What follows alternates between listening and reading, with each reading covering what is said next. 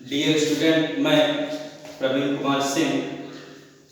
पिछले लेक्चर में हमने अभिक्रिया के वेग का मात्रक, वेग स्थिरांक, अभिक्रिया की दर समीकरण का अध्ययन किया। छात्रों, आज हम अभिक्रिया की कोटि का अध्ययन करेंगे। तो आज का जो टॉपिक है अभिक्रिया की कोटि। किसी भी रासायनिक अभिक्रिया को उसके दर समीकरण के रूप में लिखने पर अभिकारक की सांद्रता की जो घात होती है उसी को अभिक्रिया की कोटि कहते हैं। उदाहरण के लिए हम एक रासायनिक अभिक्रिया लेते हैं, AA प्लस BB C और DB। इसमें अभिक्रिया की दर अभिकारक के सांद्रता के यम घात पर, क्योंकि यहाँ दो अभिकारक हैं तो अभिक्रिया की दर अभिकारक A के सांद्रता की घात के यम घात पर और B के सांद्रता की यम घात पर निर्भर करती है। तो अभिक्रिया की दर को हम लिख सकते हैं, अभिक्रिया की दर समीकरण को हम लिख सकते हैं dx/dt equal to K active mass A की पावर m और B की पावर n। ये क्या है? ये जो है अभिक्रिया का दर समीकरण है। तो अभिक्रिया की कोटि बराबर इस पूरी अभिक्रिया की जो कोटि होगी, अभिक्रिया की कोटि बराबर हो जाएगा m प्लस n। किसी भी रासायनिक अभिक्रिया को उसके दर समीकरण के रूप में लिखने पर अभिकारक की सांद्रता की जो घात होती है उसी को अभिक्रिया की कोटि कहते हैं। कुछ उदाहरण लेते हैं अभिक्रिया, जैसे NH4NO2 बनेगा N2 प्लस 2H2O। इस अभिक्रिया का जो वेग स्थिरांक होगा, जो वेग होगा, अभिक्रिया का वेग का समीकरण होगा, उसको हम लिख सकते हैं वेग equal to K active mass NH4NO2। और इसी अभिक्रिया का जो कोटि होगा, कोटि आएगा कितना? 1। दूसरा एग्जाम्पल हम ले सकते हैं अभिक्रिया की कोटि को समझने के लिए। हम दूसरे उदाहरण का प्रयोग कर रहे हैं। Example number 2, CH3COOH acetic acid, sodium hydroxide बनेगा सोडियम एसीटेट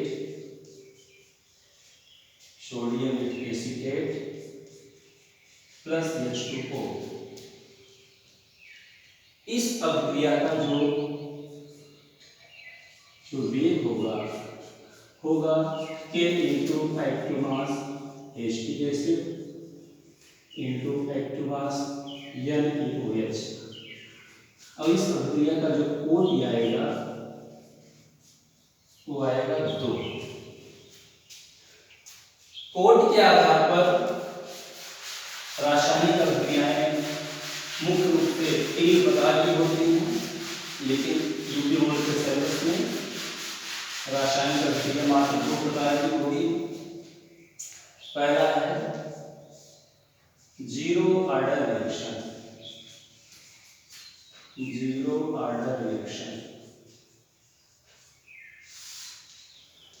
शून्य कोटि की अभिक्रिया। जीरो ऑर्डर रिएक्शन इसको कहते हैं शून्य कोटि की अभिक्रिया। शून्य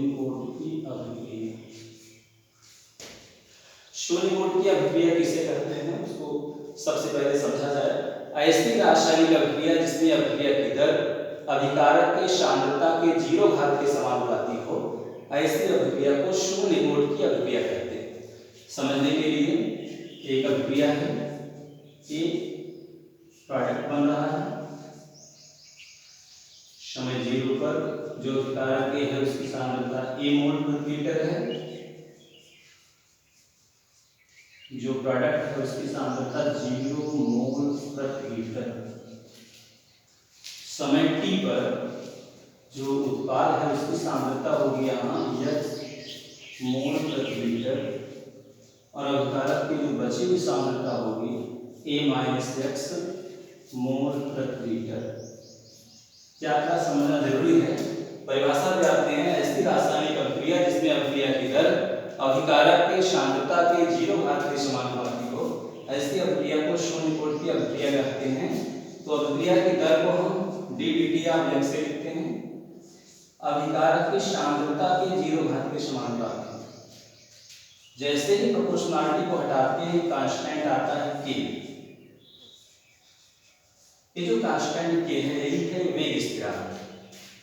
dx by dt equal to k active mass a की पावर 0, किसी भी सांद्रता या वैल्यू की पावर 0 करने पर उसका मान 1 हो जाता है। तो dx by dt equal to k। इसके आगे हम शून्य कोटि की अभिक्रिया का जो व्यंजक हम प्राप्त करना चाहेंगे तो तिर्यक गुणा करते हैं, cross multiplication dx by dt equal to k। तो dx बराबर हो जाएगा k dt।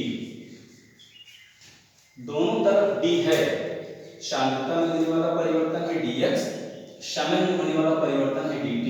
तो दोनों बच्चों का हम समाकलन करेंगे। दोनों बच्चों का समाकलन करते हैं, इंटीग्रेटिंग बोथ साइड। जैसे ही समाकलन करेंगे यहां से कांस्टेंट का समाकलन करते हैं तो कांस्टेंट बाहर हो जाएगा, आ जाएगा x equal to kt plus i। समीकरण नंबर 1 कहेंगे इसको, जहां i जो है समाकलन स्थिरांक, i क्या है इंटीग्रेशन कांस्टेंट। इसकी भी वैल्यू निकालना जरूरी है। इसके निकालने के लिए क्या करते हैं, समय 0 पर जो उत्पाद है उसकी सांद्रता कितनी है 0। समय 0 पर जो उत्पाद है उसकी सांद्रता यहाँ 0 है। तो इसी समीकरण 1 में हम t के स्थान पर 0 और x के स्थान पर 0 रखते हैं तो हो जाएगा यहाँ से 0 k इंटू 0 प्लस i का मान आ गया यहाँ से 0। इसी i का मान समीकरण 1 में रखते हैं। समीकरण 1 में रखने पर जो समीकरण प्राप्त होगा वही शून्य कोटि की अभिक्रिया का व्यंजक होगा।